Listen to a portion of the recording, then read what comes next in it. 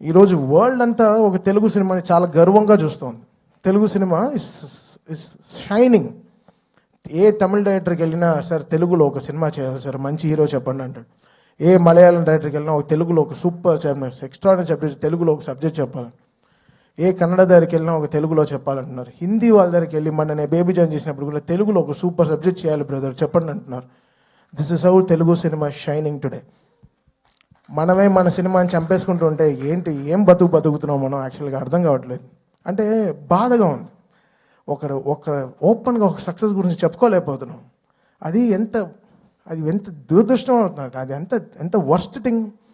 మనం గర్వంగా మనం చెప్పుకోవాలి కదా, మన తెలుగు సినిమా అనేది చాలా గొప్పది. సినిమా అనేది చాలా గొప్పది కదా.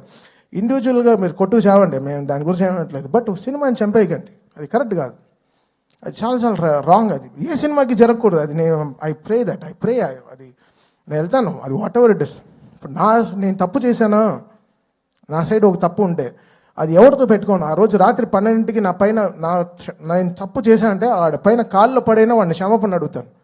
ఆ 12 o'clock I finish the job. Next రోజు when I'm getting up, I don't want any enemies in my life.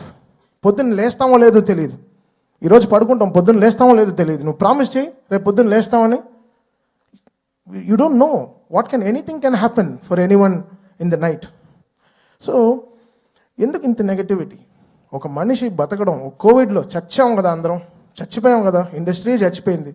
మళ్ళీ లేపి మళ్ళీ తీసుకొచ్చి పెద్ద డైరెక్టర్స్ మన తెలుగు సినిమాని ఎక్కడికో తీసుకెళ్తున్నారు వరల్డ్ వైడ్.